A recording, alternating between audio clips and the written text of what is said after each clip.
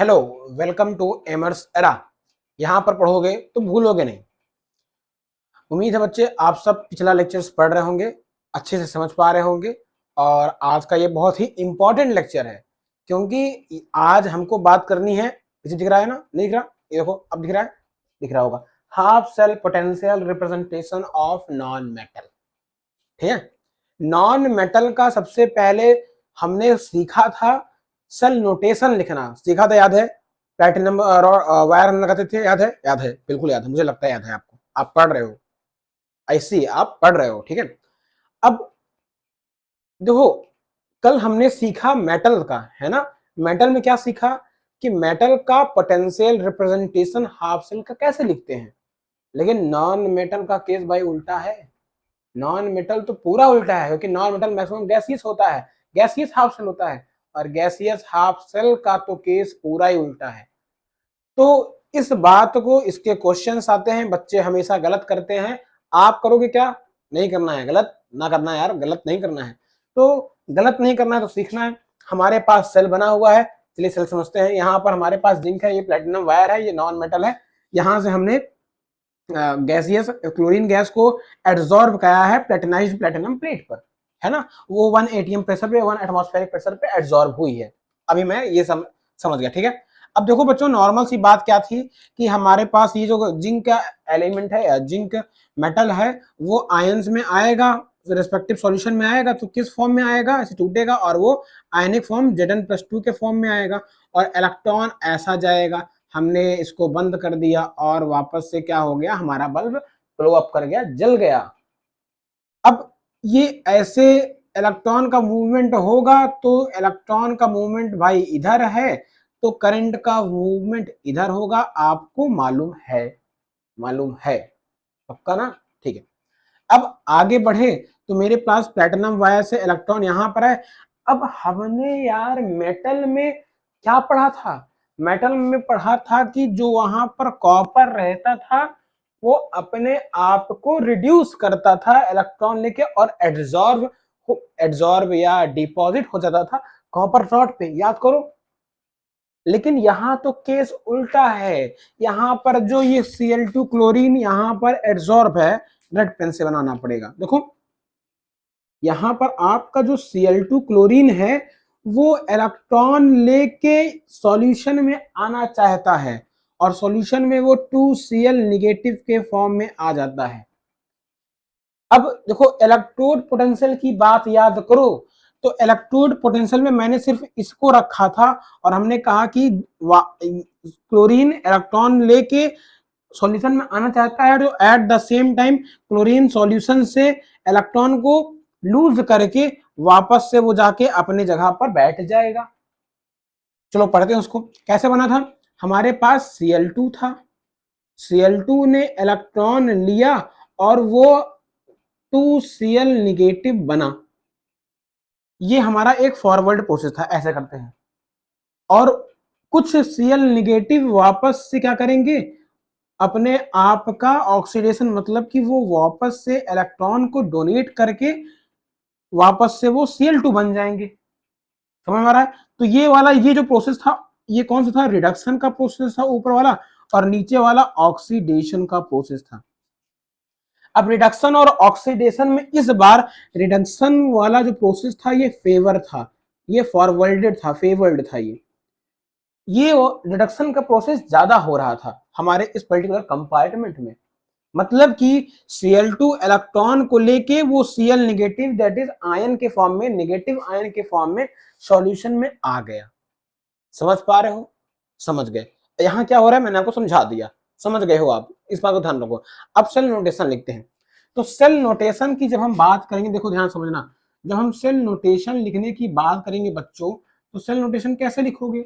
Cell notation simple सी normal सी बात है कि आप कहोगे सर सबसे पहले सेल नोटेशन में हम लिखते हैं रॉड, रॉड के बाद सर वर्टिकल लाइन जो बताता है इन कांटेक्ट, याद है आपको? देखो सबसे अच्छे तरीके से आप पढ़ रहे हो।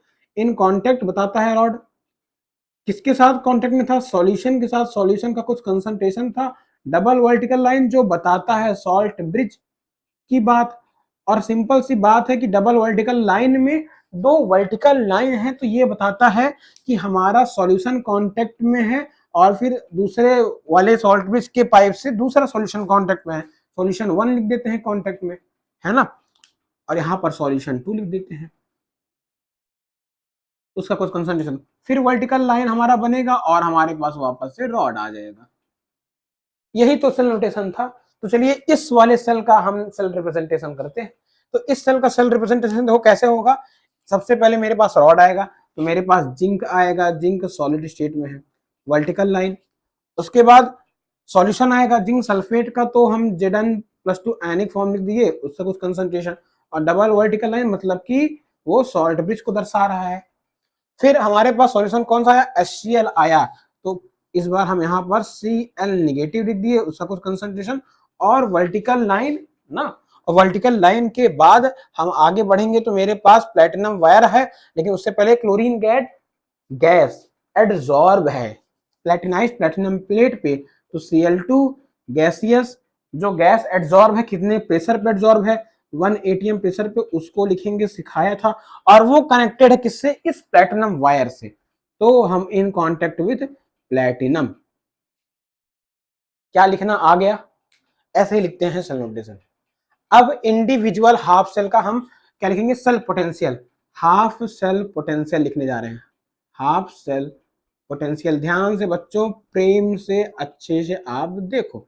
हाफ सेल पोटेंशियल की जब हम बात करेंगे तो सबसे पहले एनोड की लिखेंगे, तो एनोड की लिखने के लिए हमारे पास ई डिग्री दैट इज ईएमएफ बताता है या पोटेंशियल। यहां पर ऑक्सीडेशन हो रहा है क्या, क्योंकि यहां पर अगर देखा जाए तो मेरे पास देखो बच्चों जिंक था, और जिंक क्या कर रहा है, Zn+2 के फॉर्म में, और 2 इलेक्ट्रॉन वो क्या कर रहा है, रिमूव कर रहा है या लूज कर रहा है, और यही वो प्रोसेस मेरा फॉरवर्ड था, ऑक्सीडेशन वाला प्रोसेस, और जो उल्टा वाला हो रहा था वो कम हो रहा था, रिडक्शन का प्रोसेस कम हो रहा था, वापस से वो यहाँ पर रॉड में कम जा रहा था, हमने देखा था इलेक्ट्रोड पोटेंशियल के टाइम पे, तो इसलिए हमने कहा ऑक्सीडेशन, और यहाँ पर रिडक्शन हो रहा है, क्योंकि मेरे पास Cl2 बाहर आना चाह रहा है सॉल्यूशन में, Cl2 से Cl नेगेटिव बन के that is called zero oxidation state से -1 ऑक्सीडेशन स्टेट, मतलब कि रिडक्शन हुआ, इलेक्ट्रॉन उसने एब्जॉर्ब किया या लिया।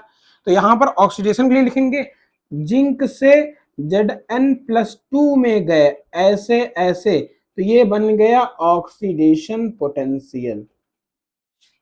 अच्छा, जिंक सल्फेट के बाद अगर हमको रिडक्शन पोटेंशियल इसका लिखना है तो हम लिखेंगे ई डिग्री, और यहाँ पर कैसा होगा, जिंक+2 से जिंक दैट इज, अब देखो +2 से जीरो ऑक्सीडेशन स्टेट में जा रहा है, ऐसे ऐसे जा रहा है, तो ये हो गया रिडक्शन पोटेंशियल।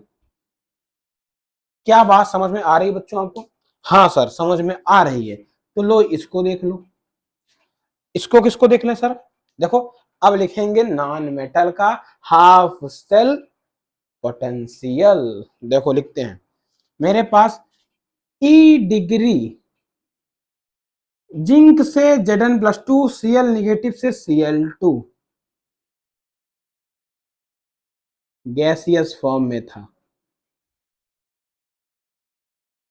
क्या है ये बताओ, -1 ऑक्सीडेशन स्टेट से जीरो ऑक्सीडेशन स्टेट, तो सर ये तो पक्का होना चाहिए क्या, अगर देखा जाए, देखो तुम कहोगे ना सर ऐसे देखेंगे, तो हमने -1 ऑक्सीडेशन स्टेट से जीरो ऑक्सीडेशन स्टेट देखा, तो ये तो ऑक्सीडेशन पोटेंशियल होना चाहिए, लेकिन ऐसा नहीं है, दिस इज रॉन्ग।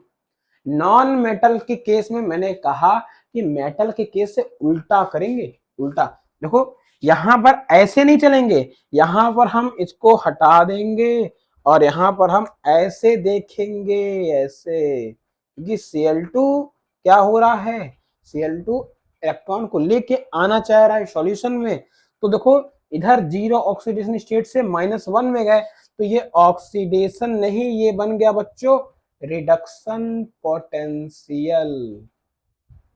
समझ में आई बात, नॉन मेटल के केस उल्टा होता है मेटल केस से, तो इसका ऑक्सीडेशन पोटेंशियल लिखना होगा, तो हम लिखेंगे ई डिग्री Cl2 से Cl निगेटिव, और ये बन जाएगा हमारा ऑक्सीडेशन पोटेंशियल, कैसे सर बताओ तो यहाँ देखो Cl निगेटिव से Cl2 -1 ऑक्सीडेशन स्टेट से 0 ऑक्सीडेशन स्टेट में आ रहा है।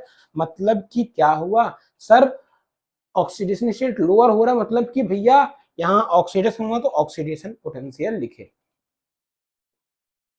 समझ में आया आपको? ये इंपॉर्टेंट बात जो आपको बतानी थी, यही इंपॉर्टेंट बात थी कि हमको नॉन मेटल का सेल रिप्रेजेंटेशन सीखना था। तो अगर इतना पढ़ लिए हो, अच्छे समझ गए हो, तो मैं इसको मिटाता हूं और आप जल्दी से इसको नोट डाउन कर डालो। देखिए बच्चों, तो सेल पोटेंशियल नॉर्मल तरीके से कैसे रिप्रेजेंट हम करेंगे। तो मेरे पास अभी के लिए मैंने क्या लिया, फॉर मेटल, मैं मेटल का सेल पोटेंशियल रिप्रेजेंटेशन कैसे करूंगा। तो मेटल के लिए हमारे पास बच्चों सबसे पहले क्या होगा, देखो ई डिग्री, अगर मेटल से M प्लस, मतलब कि ऐसे ऑक्सीडेशन स्टेट 0 से +1 की तरफ जा रहा है, तो ये कहलाएगा ऑक्सीडेशन पोटेंशियल। समझ में आ रहा है क्या? अगर मैंने कहा ये पहला था, इसका उल्टा कर दिया, ई डिग्री मेटल +1 ऑक्सीडेशन स्टेट से मेटल ऑक्सीडेशन स्टेट 0 की तरफ जाएगा, ऐसा देखो, तो ये हो रहा है रिडक्शन, और जो हमारा पोटेंशियल मिलेगा वो हो जाएगा रिडक्शन पोटेंशियल, है ना। ये तो मेटल के लिए केस बना था। चलो फॉर नॉन मेटल देखते हैं, फॉर नॉन मेटल।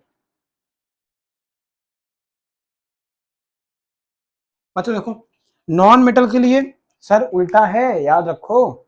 तो देखो मेरे पास सबसे पहले ई डिग्री नॉन मेटल है, तो अभी उसको हम मान लो नॉन मेटल को मैं रिप्रेजेंट करता हूं किससे, एम से रिप्रेजेंट करें, क्या फर्क पड़ता है, एम से नहीं, किससे, एन से, एन से कर देते हैं। तो एन से एन, अब बताओ, बताओ भाई कैसे।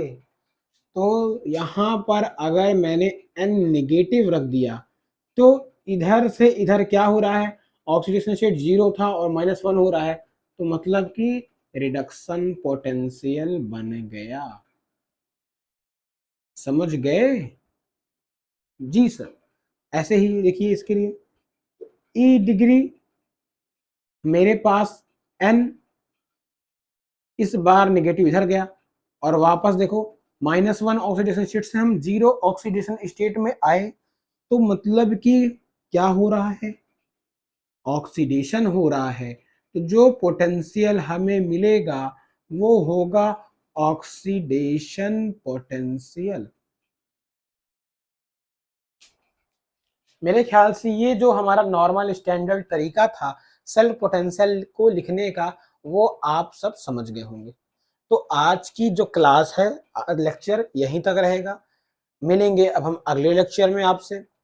उम्मीद है आप यूट्यूब पर देख रहे हो या हमारे पर्टिकुलर एमर्स एरा ऐप पर देख रहे हो, जो ये ऊपर अभी आपको ऐसा दिख रहा होगा। कहीं भी आप पढ़ रहे हो, जरूरी बात यह है कि आप ध्यानपूर्वक सीरियसनेस के साथ आप पढ़ते रहो। और क्योंकि यहाँ पर ऐसा कंटेंट है IIT JEE का है, तो हम क्वेश्चन भी कराएंगे, और जो नेक्स्ट लेक्चर या जो नेक्स्ट मेरा वीडियो होगा उसमें आप सेल पोटेंशियल के और भी जितने हमने सेल नोटेशन पढ़ा है सबके हम बहुत सारे क्वेश्चन करेंगे, है ना। तो नेक्स्ट वीडियो में क्वेश्चन के साथ मिलते हैं। मजबूती से रिवाइज करके आना, अच्छे से पढ़ेंगे। गुड बाय, जय हिंद।